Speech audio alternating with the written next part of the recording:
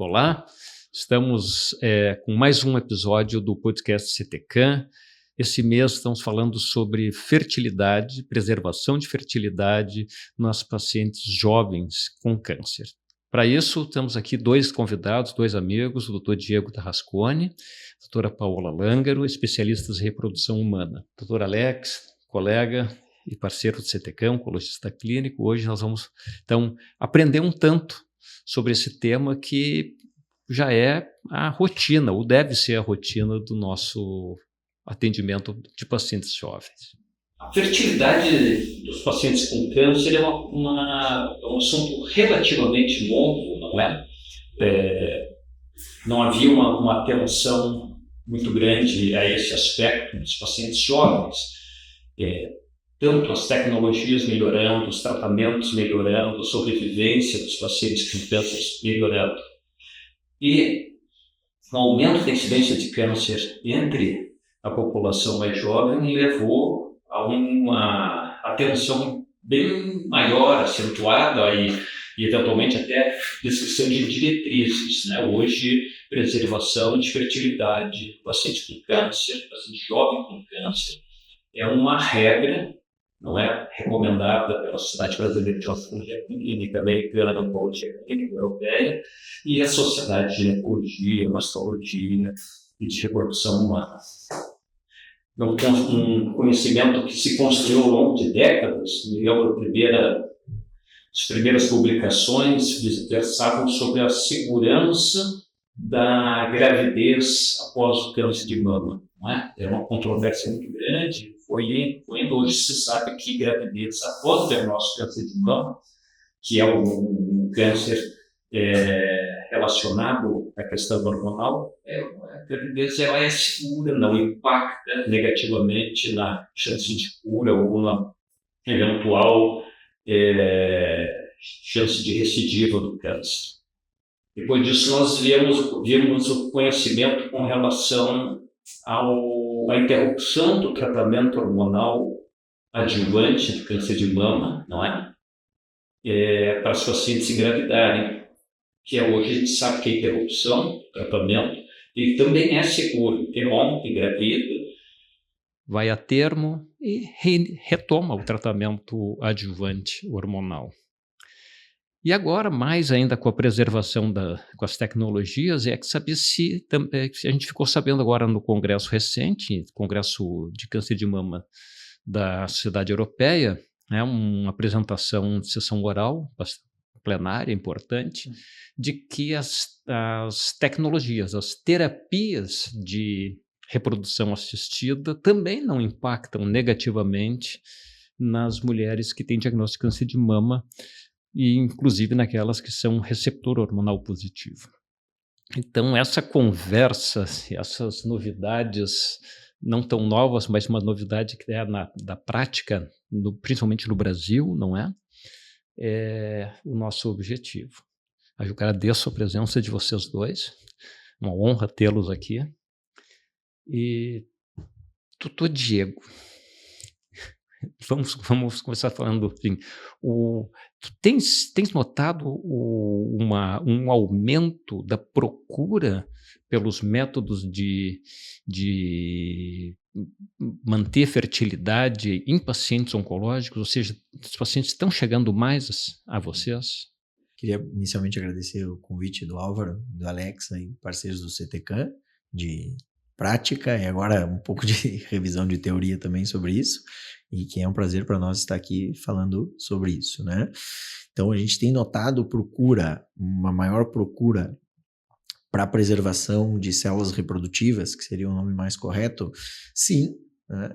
Tanto pelo diagnóstico mais precoce, tanto pelo encaminhamento dos colegas, né? Então, na parte masculina, a gente tem visto aí tumores germinativos e, enfim, os linfomas também, que o parceiro homem, então, é encaminhado para o congelamento de material, no caso, o congelamento do sêmen, e também na parte feminina a gente tem aí 4 técnicas, principalmente, de preservar tanto os gametas né, com uma célula reprodutiva mais avançada, principalmente nos tumores aí de mama e eventualmente algum um outro tipo de tumor também, mas sim, temos notado um aumento e é importante para a gente, enfim, não vou dizer garantir, mas assim, permitir uma sequência após o tratamento do câncer, porque cada vez, com o avanço dos tratamentos, a sobrevida é maior. Então, sim, temos notado aumento na incidência. Essa é uma questão importante, né, Álvaro, que a gente vê muito desinformação ainda, né? Como tu bem falaste, é um tema muito novo, né? Enfim, que vem sendo mais debatido entre nós, oncologistas, né? No meu tempo de residência a gente já falava pouco, né? Agora a gente já está falando cada vez mais, né? E é muito importante, né? Lembrar que existem algumas quimioterapias que podem prejudicar muito, né, a fertilidade, tanto do homem quanto da mulher. Então, debater isso com o paciente é uma função muito obrigatória da nossa parte, né, hoje na nossa conduta, né. Lembrar também que os pacientes, às vezes, já com a prole constituída, acabam não querendo mais ter filhos, e aí depois que faz o tratamento oncológico, a gente não faz, ele não procura orientação, não faz nenhum trabalho de preservação, e aí depois ele pensa em ter filho e a situação pode ficar mais complicada. Então, hoje é obrigatório o oncologista clínico, né, conversar sobre fertilidade, encaminhar quando necessário, que antigamente a gente não fazia, então acho que isso é um ponto muito importante que a gente precisa conversar e debater. E é muito importante poder oferecer isso para paciente mulher que ainda não tem a prole constituída, pensando que é uma segurança a mais no futuro de poder ter um filho em casa depois. Eu acho que isso é um ponto bem importante também. Isso são coisas interessantes, né? Esse negócio da prole constituída ou da decisão de que não quer mais. Isso são decisões atuais, né? Sim. E a realidade, ela é dinâmica. Então, uma coisa que pode ser certa para mim hoje, uma decisão estabelecida, né, dependendo do que eu for vivenciar daqui para frente, eu posso mudar ali na frente. Sem falar que os tratamentos, a eficácia do tratamento oncológico também aumentou as chances de cura desses pacientes enormemente, né? Então, antigamente era um cenário bem desafiador, bem mais complicado, né? Hoje já não. A expectativa de vida desses pacientes, dependendo do tipo de neoplasia, do tipo de tratamento, é enorme, né? Exato. Sem dúvida. E a outra coisa é o que a gente pode ver como um desvio de foco, né? Então, o paciente está lá, tem um diagnóstico que muitas vezes é incerto, mas que o lado maligno está chegando, vai ter um tratamento agressivo, e aí o médico oncologista que vai lá para tratar, para resolver o problema, pergunta para a paciente se ela tem foco em outra coisa. Então, imagina, vocês todos os dias dão diagnóstico e dão prognósticos, né, de tumor maligno. E, enfim, muitas vezes a paciente diz, não, o que eu quero resolver agora é o principal dos problemas, né? A minha prioridade agora é o tratamento do câncer. Então, não quero pensar em outra coisa. Depois, se não der ou se der, acaba sendo difícil tomar essa decisão. É a mesma coisa, não. Estou certo de que a prole está constituída. Depois, a gente não tem a mesma ferramenta para trocar de ideia. Exato. Sabe que falaste bem, Diego, o médico, a gente como médico, né, nós temos as informações e os instrumentos para antever os desfechos, vários que possam acontecer, né? E tem algumas coisas que, se a gente não tomar decisão hoje, a gente está fechando a porta lá na frente para várias outras opções, né? Então, eu vejo isso também muito quando o paciente vem perguntar, por exemplo, assim, qual a opinião com relação à cirurgia do câncer de mama, né? Ela quer se livrar. Não, tira tudo, ou tira as duas porque eu não quero saber. Não é assim, não vai fazer falta agora, mas pode fazer falta ali na frente. Então, se considera que não é o momento de pensar em estética, né? Exato. Então, eu quero resolver o problema, claro. Então, quanto mais função, né? Quanto mais preservação de imagem e principalmente de função, não é? É fundamental hoje, porque o paciente vai adquirir uma vida normal, não é? Plena após o tratamento com intenção curativa. E se a gente não tiver tomado essas decisões anteriormente, né, a gente vai estar privando de algumas coisas, inclusive de no momento que mudou de ideia, eu quero ter filho, mas agora já não dá mais. Né? Então são coisas importantes esse tipo de abordagem. Tem uma coisa interessante com relação à preservação de fertilidade, não é? Estava vendo um outro estudo que agora terminou hoje pela manhã o congresso da ASCO, da Sociedade Americana de Oncologia Clínica. Nas mulheres, tem um teste genético que é do tumor, que é a assinatura genética que a gente chama de tumores iniciais, para a gente decidir se faz ou não quimioterapia. Oncotype, né? E aí, nesses testes, eles têm uma discussão sobre uma faixa intermediária. Muito interessante. Se aquela assinatura intermediária, a quimioterapia deve ser feita ou não. E aí tem um monte de conversas e de estudos, umas que dizem que deve fazer quimio, outras que não, e onde associa vários outros fatores para a gente tomar decisão. Mas nessa apresentação, interessante, mostrou o seguinte, que tudo isso se dá nas pacientes com menos de 50 anos de idade. Né? Acima de 50 anos de idade, as coisas são mais pacíficas, vamos dizer assim, com relação às condutas. Mas nessa faixa de pacientes mais jovens, agora, uma nova subanálise do estudo mostrou que a quimioterapia ela é mais importante das pacientes até 40 anos. Até 45. Entre 40 e 50, ou entre 45 e 50, parece que a quimioterapia não trouxe grande benefício. Mas esse grupo é justamente o grupo que pode engravidar, né? Essas pacientes mais jovens, até 40 anos de idade, não é?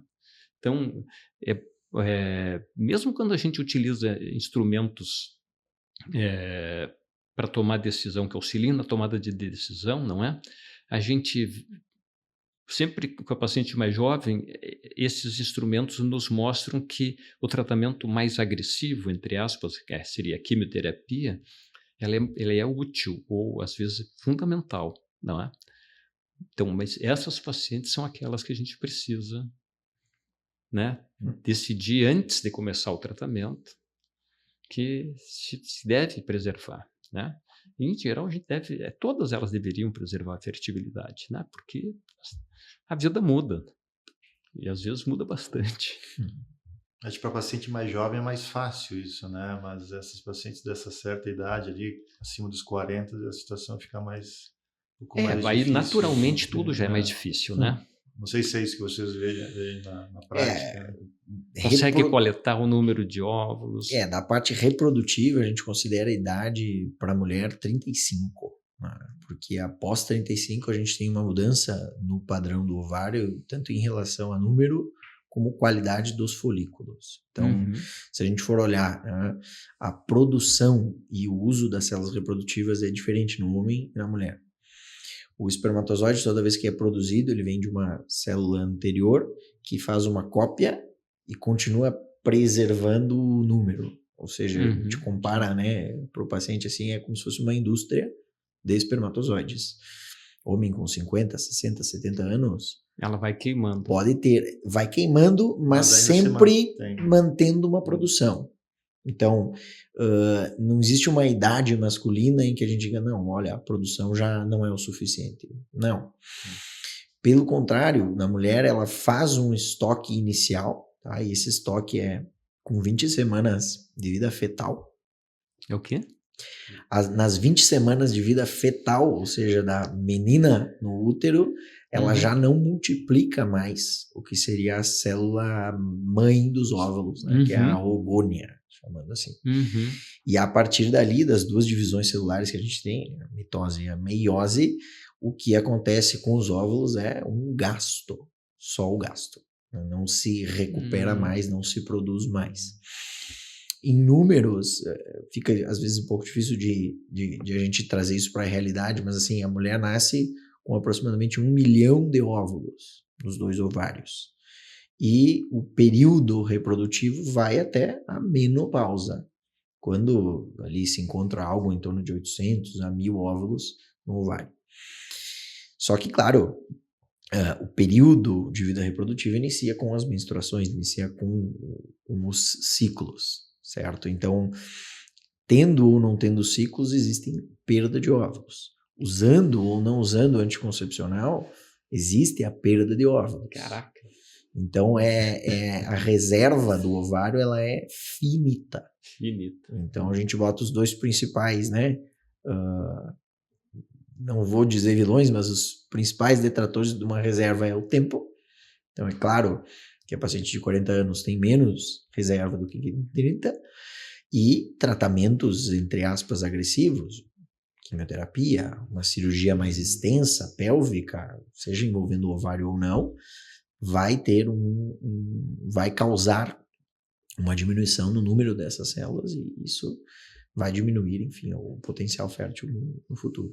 Em porcentagem, assim, você saberia dizer a partir dos 35, 36, a queda é quantos por cento, assim, cada ano, digamos? Queda anual, isso tudo a gente vai classificar as pacientes em percentis, né? Então, o que são os 2 principais pontos, assim, o número de óvulos para produzir, não é o mais correto, mas assim, para fazer uma ovulação, cada vez é maior.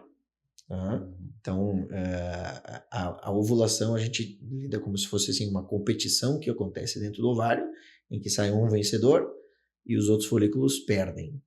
Esses folículos não podem voltar a participar do processo, porque o ovário encaminha eles para a morte programada, que é a apoptose.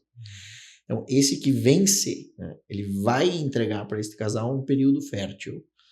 E a depender da qualidade dessa célula, ou seja, como que ela está organizada cromossomicamente, isso vai dar um desfecho positivo ou negativo. Então, o que acontece com 35 anos?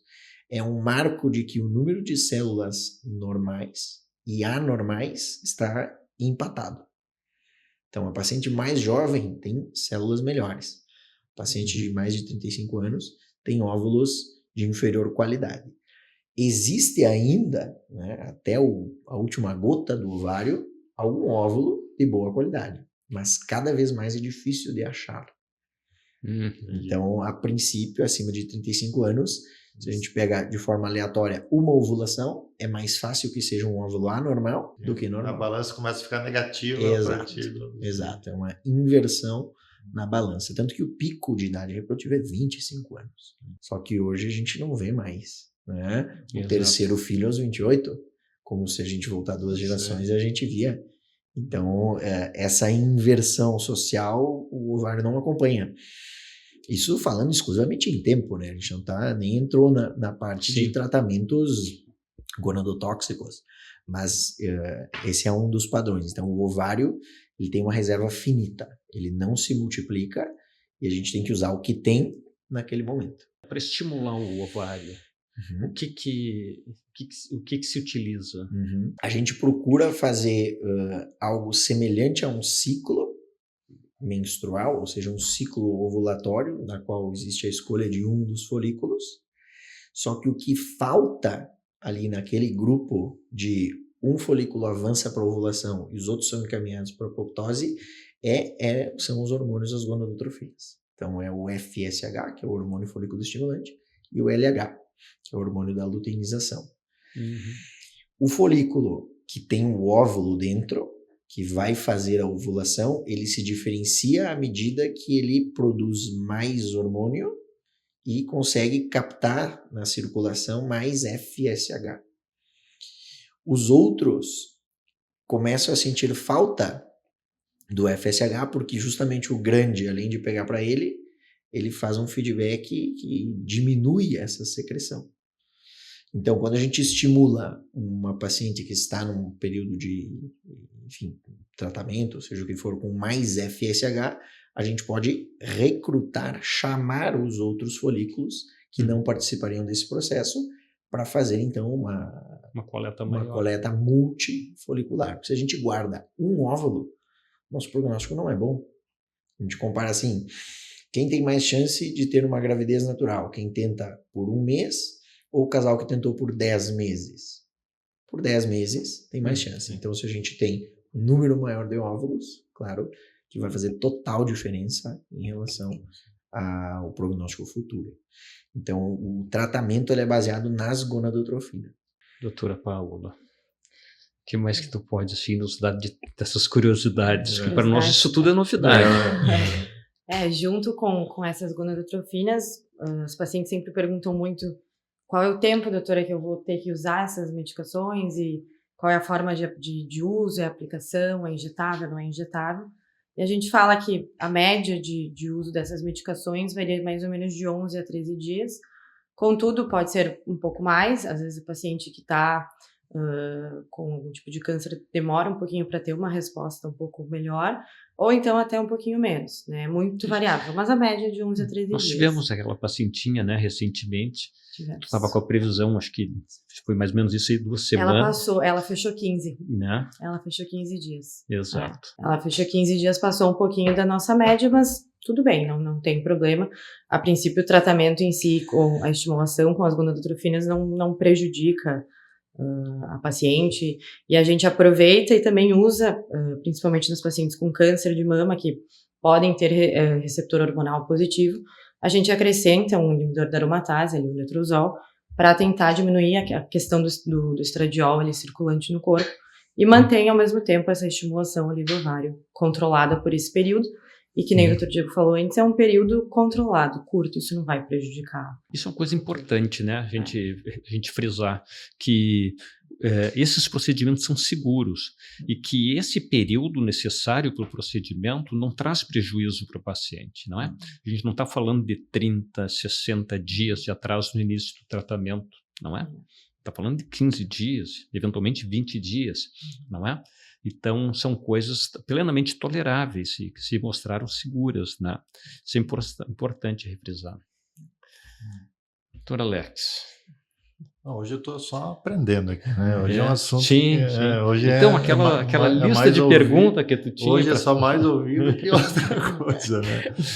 Mas é importante também lembrar, Álvaro, das cirurgias que ajudam também a manter a fertilidade, né? Acho que é importante a gente falar que hoje a gente tem a transposição ovariana também, né, que a gente acaba fazendo então nas pacientes com câncer de colo de útero que porventura querem ainda engravidarem, a gente pode fazer isso. Tem medicações também que a gente pode fazer, né, em relação à quimioterapia, que a gente pode poupar os ovários de trabalhar. Então são outros tratamentos que também a gente pode acabar utilizando para manter a fertilidade dessas mulheres. Né? Exato.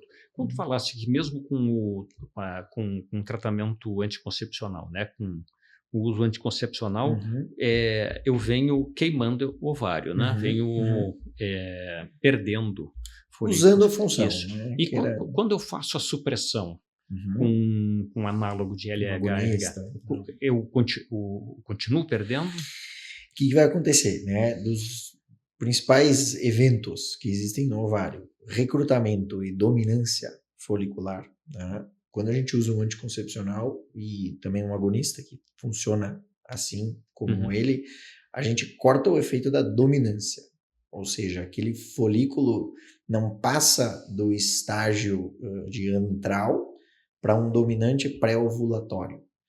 Então, a gente corta essa parte e funciona, claro, como um anticoncepcional. Mas o uso de agonistas para proteger o ovário de uma quimioterapia, dos efeitos maléficos de uma quimioterapia, ele tem uma boa plausibilidade teórica, mas na prática ele não funciona bem. A gente não pode recomendar hoje que única e exclusivamente a paciente venha, ou o paciente homem, venha a se proteger disso somente com o uso de análogo, né? por exemplo, fazendo um comparativo, né? O que a gente tem hoje, né, para fim estético, a touca na quimioterapia. Então, a gente bloqueia a passagem da quimioterapia, né, pelo couro cabeludo, enfim, e tem uma boa resposta nessa queda estética. Quando a gente usa um agonista, a gente faz com que o recrutamento fique mais lento, porque existe uma fase dependente de gonadotrofinas e uma independente de gonadotrofinas. Então, de certa forma, a gente está protegendo, mas o efeito teórico, ele funciona muito bem. Mas na prática a gente não pode recomendar, porque igualmente existe um prejuízo na químio lá na fase, né, S, a meiose, enfim, que a gente não vai ter uma boa proteção nesse sentido. Em relação à cirurgia, só para não perder ali o que o Alex disse, é interessante, tá? Porque a radioterapia a gente tem como um tratamento local, diferente da químio. Então, a ideia é legal, né? O ovário está aqui, eu preciso irradiar a pelve para resolver a doença. Então, tira o ovário do foco e irradia onde eu tenho um problema. O ovário, né? Qualquer exposição à radioterapia não volta, tá? Não volta. Então, é legal, tira dali. Só que o útero... Atrofia. Tá? O útero atrofia. Então, é aquela coisa... não sei se vocês devem saber algum caso, alguma exceção das exceções, mas gravidez após radioterapia com foco uterino, eu acho que se tiver no mundo, não dá uma mão cheia. Né? Então tem esse problema também. A transposição uterina também existe, só que a gente vai estar falando de cirurgias muito mais complexas. Exato. Acho que até um brasileiro que criou, se não me engano. Né? Sim. Foi bom levantar. A ideia é brilhante. Né? Não. Tirar do foco. Mas é que, assim, na verdade, quando a gente tem um paciente jovem, não é? Falar na mulher jovem, a transposição de ovário e o uso de análogo LH-RH, na verdade, eles não são, por si só, preservadores de fertilidade. Nos dão uma chance maior, mas é parcial, de que ao término do tratamento, quando a gente libera o uso dos análogos, da supressão do ovário, essas pacientes tenham ainda alguma função ovariana que permitam elas ainda serem pré-menopausas. Pode ser que não ovulatórias, não, né? Claro. Mas permite que isso faz com que, do ponto de vista de outras particularidades da paciente jovem, né, mas que outras consequências de uma menopausa tão precoce, 10, 15 anos, 20 anos antes do que fisiologicamente ocorreria, não é? Tu consegue preservar uma qualidade de vida muito maior. Mas não garante, de forma alguma, a fertilidade. A fertilidade, quer dizer, a segurança é isso, é ter o estoque congelado, se precisar vai usar, né? Se der sorte de sobrar bastante ovário depois da quimioterapia, aí, beleza, né? Não precisou usar, mas tem aquela segurança do negócio. E já os cânceres ginecológicos, né, tem essa particularidade, não é? Boa parte hoje é rádio, né? Exato. Quando a gente precisa da radioterapia, né?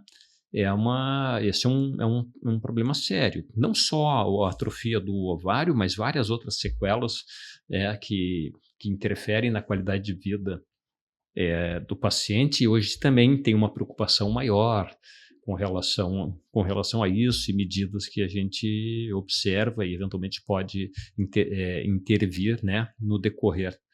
Mas essas coisas todas, assim, eu vejo como uma qualificação muito grande da medicina.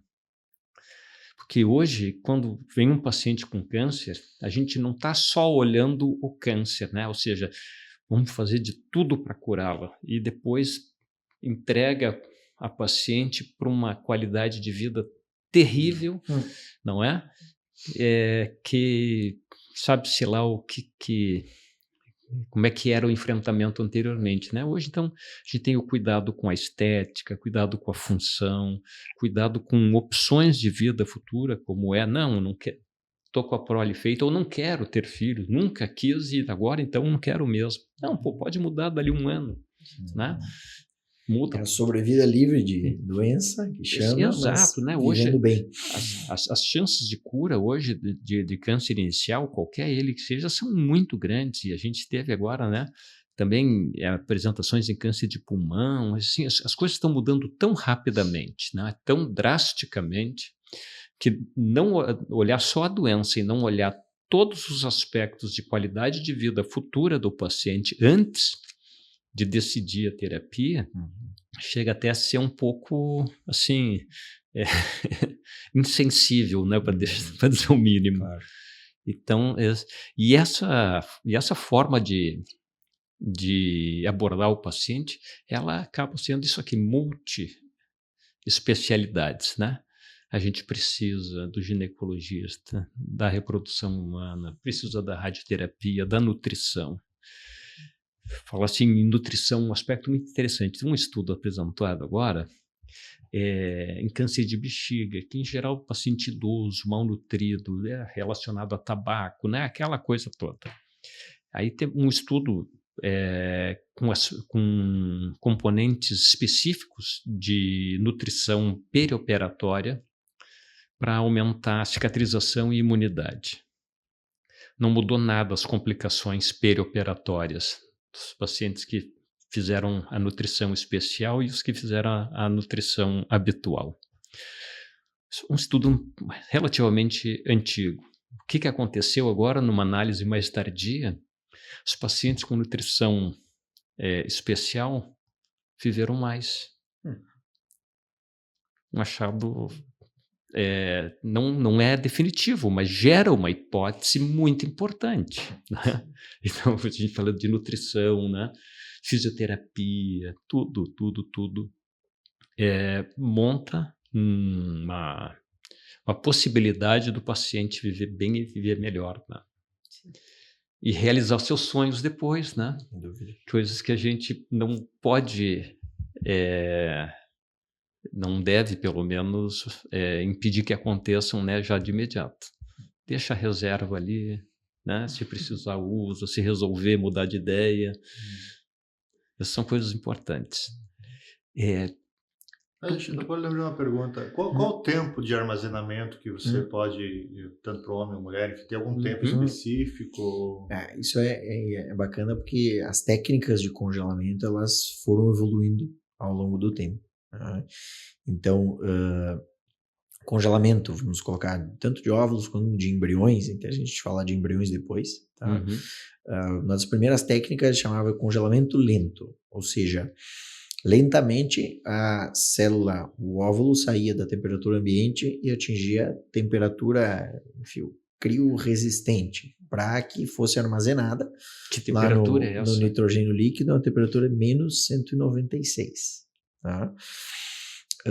E esse congelamento lento, ele mostrava que a sobrevivência dessas células, ela não era ruim, mas ela poderia ser melhor. Tá? Em 2010, 2011, a técnica criada chama vitrificação.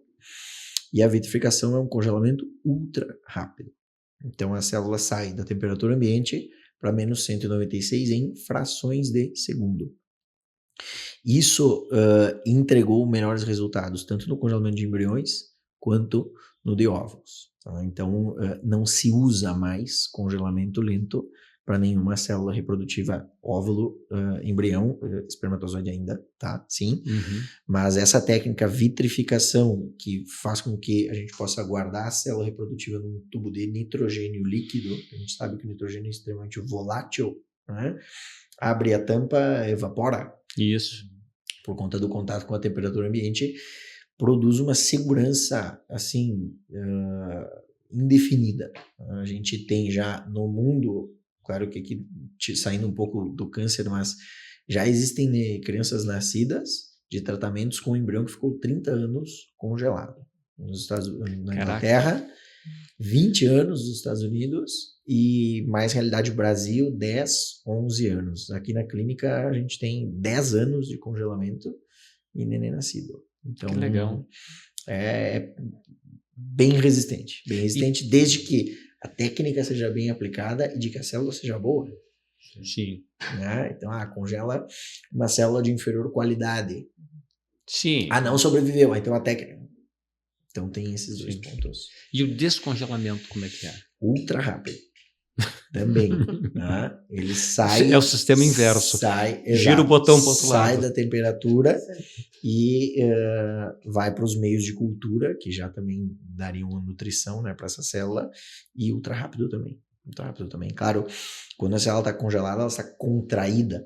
Uhum. Então, essa expansão, ela demora um pouco. A gente diz que demora aí entre 3 e 4 horas, para que ela possa ser utilizada.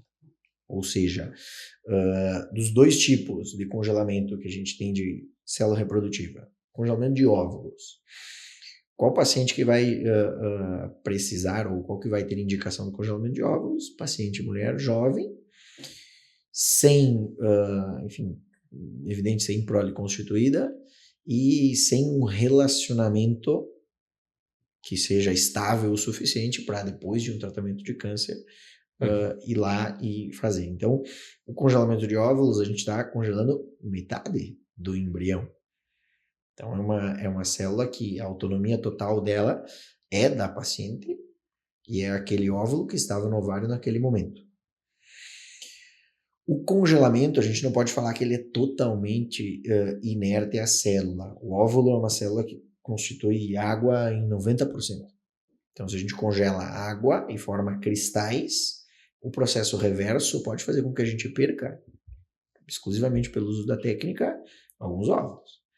Então, a gente vai criar aí taxas de sobrevivência de cada célula que se congela. Congelou o óvulo, taxa de sobrevivência de 85%. Então, é perfeitamente normal na prática a gente ter 10 congelados e no descongelamento a gente já fica com 8. Só que essa é a média. Né? Para cada uma que tem 8, tem uma que tem 10 e tem outra que tem 6. Então, essa é a questão do óvulo. O óvulo ele é mais frágil na técnica, por isso que é um dos pontos que mais se estuda hoje é como melhorar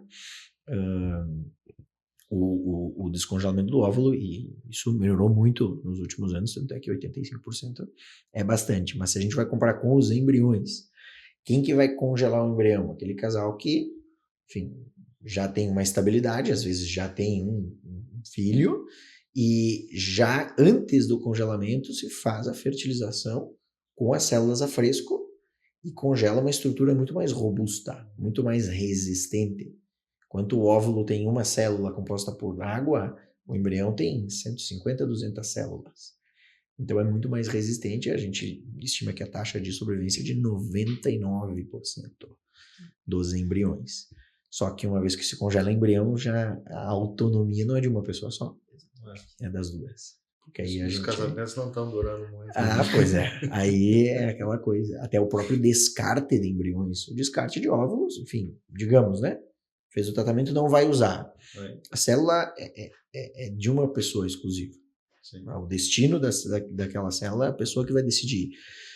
No momento que se congela um embrião, a gente tem mais pontos a discutir. Uma vez, tanto as questões de biossegurança, quanto quem regula essas técnicas, que é o Conselho Federal, exigia que o embrião ficasse congelado por pelo menos 5 anos. Depois caiu para 3, e agora, como a gente não tem uma lei, é uma diretriz, ela coloca algo que a interpretação pode variar bastante. Né? Então, a gente acaba mantendo uma recomendação de 3 anos de congelamento de embrião, porque o mudar de ideia não tem como mudar. Né? Se descarta um embrião, ou se entrega um embrião para estudo ou para doação, tem que produzir de novo. E aí, se o paciente passou por químio, rádio, a gente tem muito mais dificuldade depois. Exato. Não, e até porque, do ponto de vista funcional, 3 anos depois pode não ser a mesma realidade, né? Imagina, da mulher. 37 né? Mesmo 40. sem pensar em doença, né? Uma coisa é 27 para 31 ou 32. Exato. Falando de 5 anos, a gente preserva ainda. Exato. Né? Agora, 36 para 39 são os mesmos 3, 4 anos, mas que o impacto é totalmente diferente. Claro. São muitos aspectos, né? É interessante. E essa parte de laboratório tá tudo montado, a clínica tem toda a infraestrutura. Toda a infraestrutura, tudo. Desde a vitrificação, do congelamento, que não é a vitrificação quando a gente quer congelar a célula masculina, que é daí o espermatozoide, desde a união da ICSI, que é a união do óvulo com o espermatozoide, a gente coloca o espermatozoide dentro do óvulo, até, fugindo um pouquinho, mas da biópsia, do embrião, enfim, tudo. A clínica faz tudo. Legal. Todos os pontos. Dos tratamentos, a gente vai separar, enfim, masculino, congelamento de sêmen, tá? Fácil, rápido, resistente e barato, certo? Porque as concentrações de espermatozoide que vão trazer um percentil 50 é 50 milhões, 60 milhões por ml, quando a gente lê um laudo de espermograma. Então, existe a célula abundante. É claro que existem também os espermatozoides anormais, só que dentro de milhões fica fácil de se selecionar. Isso, a gente está falando de paciente com amostra normal. Tá? Então, fácil. Para a mulher, congelamento de óvulos, congelamento de embriões e tá? Para a gente entrar bem específico aqui, congelamento de tecido ovariano. Para quem serve? Para paciente antes da menarca, ou seja, para paciente pré-puberal. Aí a gente vai olhar lá, lendo sobre isso. 8 Sim, porque daí tu tem um anos, fragmento 9 anos, com um monte os de... folículos não estão prontos para que a gente estimule com FSH e consiga coletar. Então, o congelamento do tecido ovariano é uma técnica bem mais complexa, tá? A gente, enfim, ela não é mais considerada experimental. Já existe mais de, se eu não me engano, são 60 nascidos vivos já, mas a nível Europa. A nível Brasil, a gente tem grupos de estudo, sim, mas nada ainda que a gente possa indicar. Tá? Então, isso, por exemplo, é uma coisa que não tem. E aí, o procedimento de laboratório até não é tão complexo, só, claro, para congelar tecido ovariano, videolaparoscopia, individualização do ovário e retirada do ovário em fragmentos assim, longitudinais. Depois, o que é feito no laboratório o tecido é fatiado, porque ali dentro estão os folículos num estágio muito mais... o nome é primordial mesmo, então primordial para primário, e esse material é congelado. Quais as maiores dificuldades? Né? Quando a gente usa um tratamento hormonal para amadurecer um folículo e tornar um óvulo maduro dentro do ovário, a gente está fazendo algo fisiológico, certo?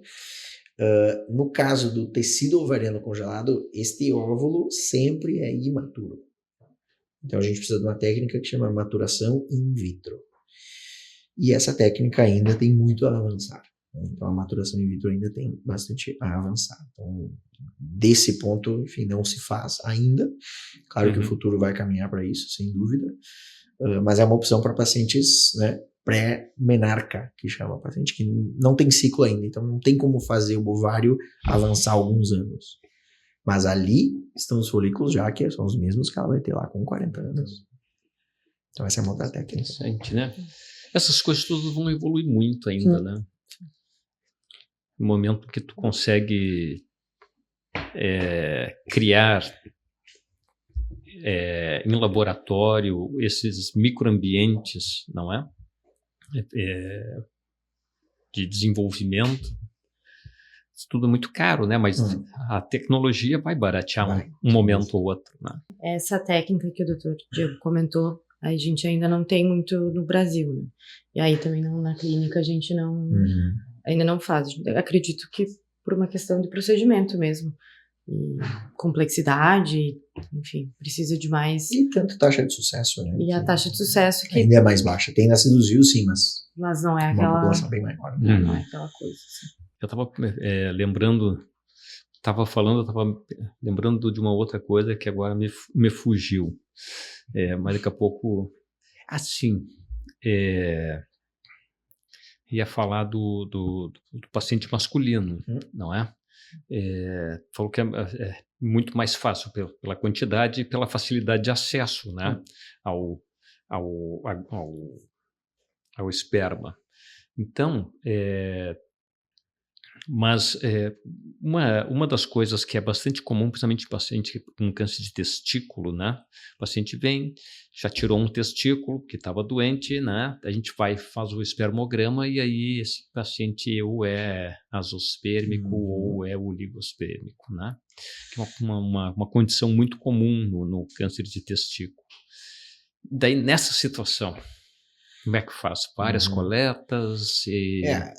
assim, quando a gente divide a alteração na amostra seminal, a gente considera, né, a normosospermia, enfim, acima de 16 milhões, e de 16 milhões até 1 milhão é alterado. Dá para colocar que as alterações moderadas, leves ou até severas, se a gente não tem alteração ali na motilidade do espermatozoide, ou seja, é pouco, mas se move, tem pouca diferença. Agora, 0 espermatozoides é muito diferente de 1. Porque a azospermia, que é uma condição que a gente tem, que é a ausência de espermatozoides no ejaculado, né, não quer dizer que no testículo não tem espermatozoides sendo produzidos e, enfim, enfrentando algum tipo de parada na sua progressão. Então, o mais desafiador justamente é uma azospermia, que seria a ausência de espermatozoides no ejaculado, descoberto junto com o diagnóstico de câncer, com uma indicação de quimioterapia chegando ali na porta. Já tivemos, tá? Não é tão comum, já tivemos. Nesses casos, a gente, claro, tenta acumular coletas. Na azospermia, a gente tem um processo que chama centrifugação, que pode recuperar algum espermatozoide que não foi visto na amostra inicialmente. Mas se na centrifugação não tem, a gente sim tem que fazer o que seria uma biópsia testicular. E aí, enfim, um procedimento guiado aí com o urologista para que a gente possa pegar o que for de material para usar depois. Agora, nos casos de amostras consideradas alteradas, mas 2 milhões, 5 milhões, desde que a motilidade seja preservada, faz muito pouca diferença. Porque lá no final, né, no futuro, quando for utilizada essa célula, boa parte dos espermatozoides vão sobrar. Porque se a gente tem um tipo de célula graduada em milhões e o óvulo graduado em unidades, o espermatozoide vai sobrar.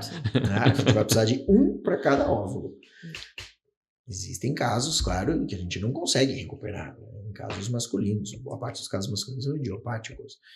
Mas é uma maneira de a gente, claro, selecionar dentre outros. Então, a oligospermia não chega a ser um grande desafio.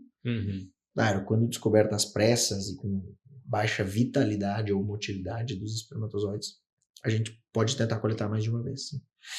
Muito bom. Doutor Alex, mais alguma curiosidade? Eu já tirei minhas dúvidas aqui, já para encaminhar nos pacientes aí. Acho que a gente pode falar um pouco do processo, como funciona desde a indicação, né? que tem, né? Voltando na parte do tem o diagnóstico e tenho que fazer logo o tratamento. Vamos pegar o exemplo da mama. Sim. Geralmente, né, a mama vai ter cirurgia e quimioadjuvante. Raramente não, mas é no estágio mais avançado que tem a quimio-neo. Né? Depende Depende da imuno, depende do tipo de tumor, tudo isso. Mas assim, que seria aquele atraso ao início do tratamento em virtude de fazer um congelamento de material genético. Então, o tempo, se a gente pegar a diretriz, eu acho que desde o diagnóstico até iniciar o tratamento, isso considerando que não é necessário fazer nenhum tipo de técnica, em até 60 dias, algo assim, não vai ter impacto na sobrevida. Algo assim, tá? Que a gente, enfim, que tem da oncologia lá ainda. Quando a gente aplica alguma técnica de preservação de célula reprodutiva, geralmente a gente vai estar falando entre 15 e 20 dias. Qual a grande diferença de uma paciente que vai se submeter a esse tipo de tratamento para uma fertilização eletiva sem nada de pressa? É o momento em iniciar a estimulação. Tá? Depende do ciclo.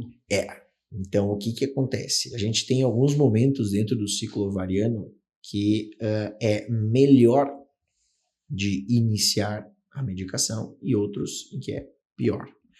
Isso, enfim, depende da regulação e da sincronia que estão os folículos lá dentro do ovário.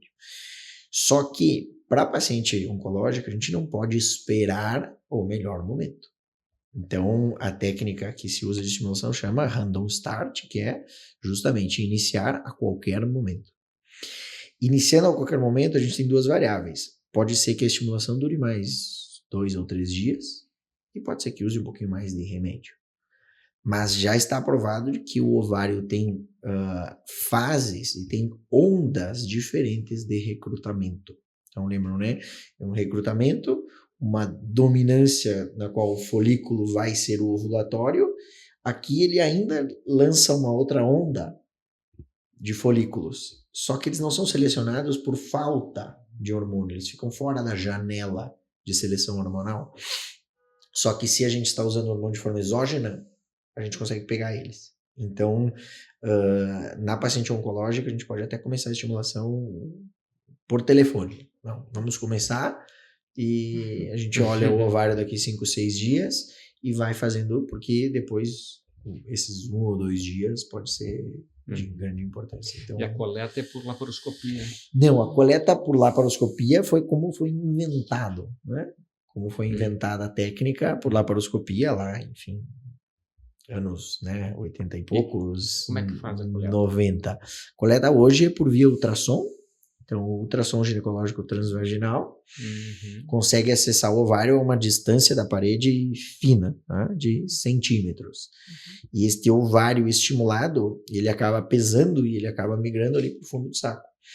Então, com uma anestesia superficial, certo? É uma anestesia, claro, tem hipnose, né? Mas é superficial, não tem intubação, nada disso.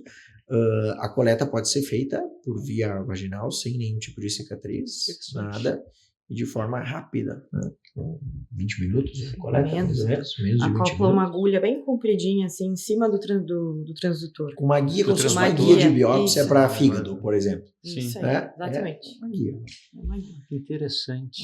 Aspira o conteúdo, esse conteúdo líquido, a gente, claro, Tudo. não enxerga óvulo. Sim.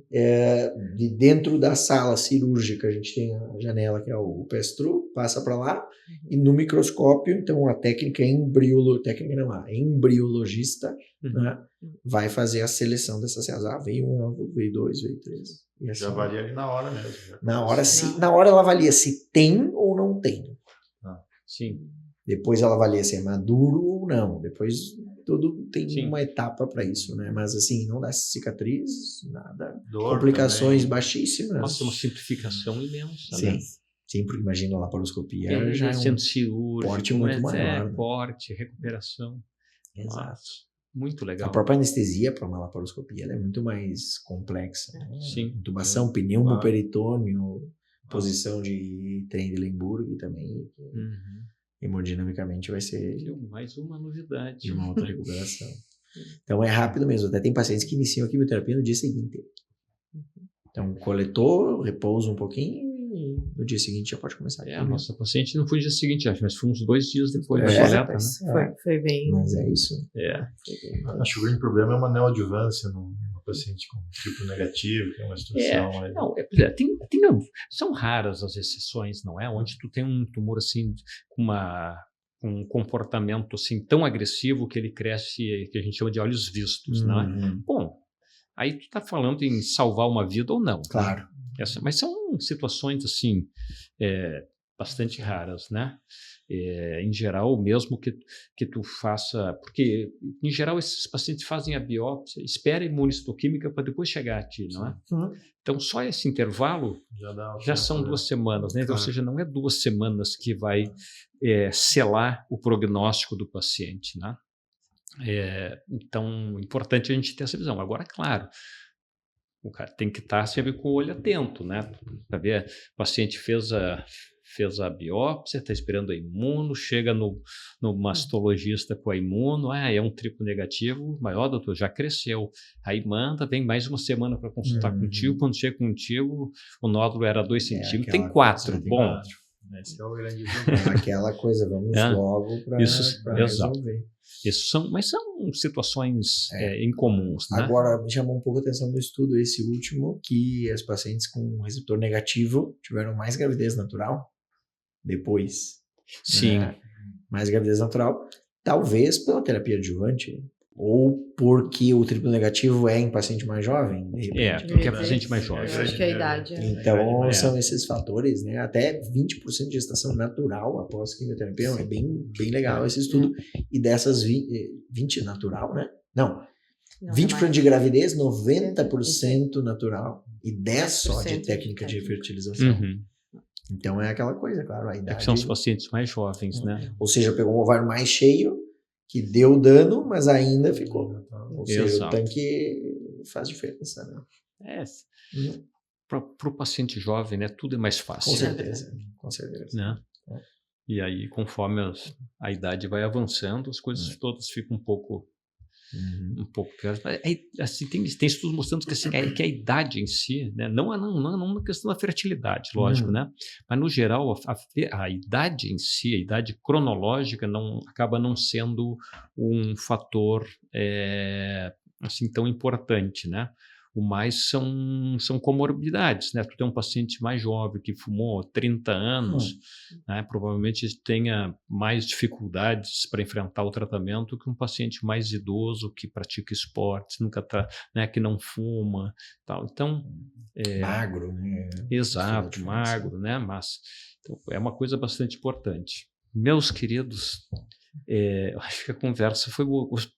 Gostaria que vocês tenham mais alguma, assim, um último recado para os nossos ouvintes, assistentes. Acho que antes disso, né, só para a gente não perder aqui os casos que, embora sejam raros, que tem sim uma urgência e que o início do tratamento vai ser total de diferença de prognóstico. Tem que começar a quimio, tem que operar, tem que fazer a radioterapia. Não dá tempo de preservar a célula reprodutiva. Se a gente tem, né, depois o útero que não foi afetado, digamos, né, que não fez a radioterapia lá, hoje em dia cada vez é mais comum o tratamento com substituição de óvulos. Então, se não deu tempo de guardar o óvulo, congelar para usar depois, no futuro, com a cura e com a função reprodutiva não natural, mas enfim, um útero funcionante, a gente pode fazer uma recepção de óvulos com o espermatozoide do parceiro e produzir uma gestação que, enfim, começa como qualquer outra. Só a única coisa é o óvulo que muda de figura.